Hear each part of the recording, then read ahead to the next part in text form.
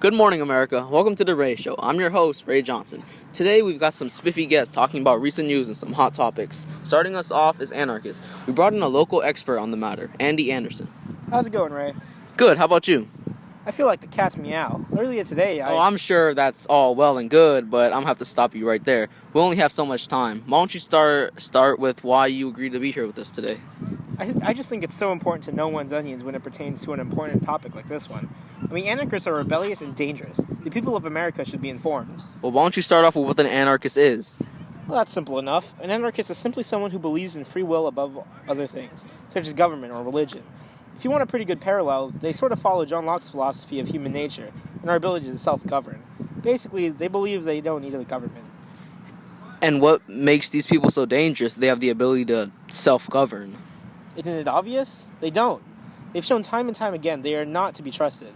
They've been linked to several attempted and successful assassinations, including our very own President McKinley. Who would you say is most likely to be an anarchist?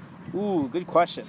All sorts of people. But based off my own research, it'd be various activists, oftentimes immigrants. Yes, I know. What would you say about recent times, though? Do you think they still pose a threat to our society? Without any doubt. Incredibly recently, we saw the bombing of Wall Street. What were the numbers? Something like 38 dead? That's unforgivable behavior, Ray.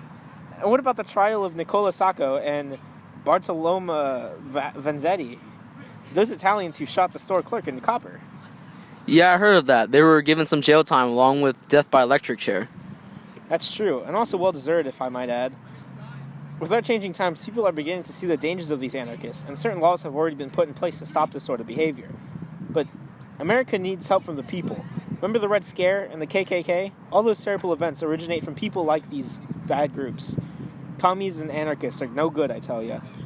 Well, that was some swell commentary, Andy, but we ought to move on. Folks at home, be sure to check out Andy's new book, Anarchist and Such, available at your local retailer. Next up, we have a special treat for you folks, an aspiring musician talking about his life and his heroes. But first, a word from our sponsors. You. Yeah, you. Are you feeling parched? Yeah, I'll bet you are. You want to know what would be good?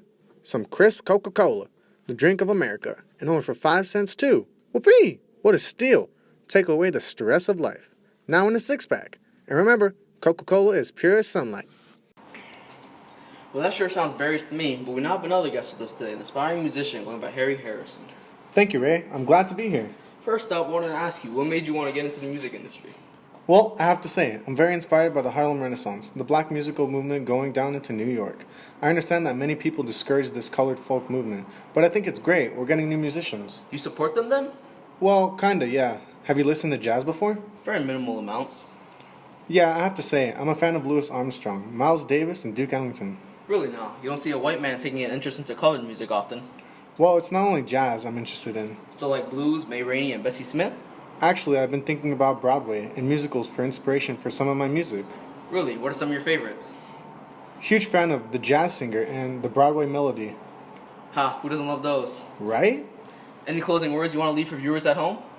Well, I just came here to talk about music and present my opinion.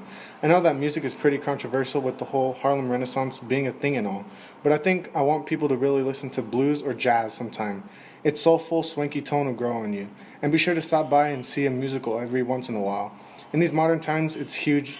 It's a huge part of our entertainment and is really an experience.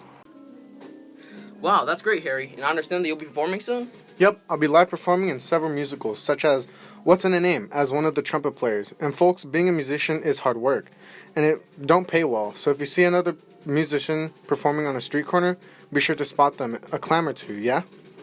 Hey, America, do you know what the best cookie to dip in milk is? Why, it's Oreo. Our classic mixture of chocolate and cream is perfect on the go or a small snack for the family. On top of the classic flavor, Oreos will now be sold with a sour lemon-filled filling as well. Pick up these tasty treats at any grocery store, now for only 37 cents a pound. That's right, only 37 cents a pound. You don't want to be the only one without Oreos. That'd be tragic. It's Oreo, America's #1 cookie. Well, that sure sounds berries to me, but we now have another guest with us today, a pilot going by Tim Timpson. He's here to talk to us about planes. Well, hey now, folks. Hey Tim, what did you want to tell us about planes? Well, as you know, planes started off as war machines, and I think it's cool now that we're working on them for commercial use. You know, planes used to be made of wood and canvas and such, but now we're increasing our use of metal structures and parts. Really? And travel by flight is affordable? Well, it will be. Our planes aren't quite ready for commercial flying, but trust me, it's possible to use planes for transportation. So you're telling me that soon I may be able to fly to New York to see my cousin Teddy? Well, if that's where you want to go, in theory you can go anywhere. It's just be a bit pricey. Well, ain't that the bee's knees? Yeah, I have to say, flying is the way of the future. Let me tell you, it's absolute magic. For the first time in history, we are getting people to visit family across the country instantaneously. Where'd it go? Oh, and I know it's pretty expensive, but with the rate we're going, we'll have the cost down in no time. I kid you not, our development team works nonstop to make flying the most comfortable it's ever been. And I know soon flying won't be a luxury, it'll be a necessity. Well, we'll just have to wait and see. Okay, so last week we announced we would be giving something amazing away in today's broadcast. It's going to be a commemorative Ray Show official mug. All you have to do is be the first caller and answer a question about today's broadcast. The number will be 555-555-5551. Ready? Go. Ooh, a caller already? Hello? Whoa, I made it in? You sure did. Now all you have to do is answer the question. What is my cousin's name? The one who lives in New York. Ooh, I think I know this.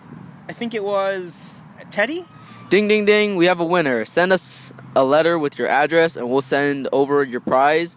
And as an additional added bonus, we'll throw in a second mug. Whoa, that's so great. I am so excited. Okay, I'm hanging up. Bye. I'm being informed that that's all the time we have for today. Be sure to tune in next week for a new segment where we discuss the perfect way to close out a radio segment. Thank you and good day.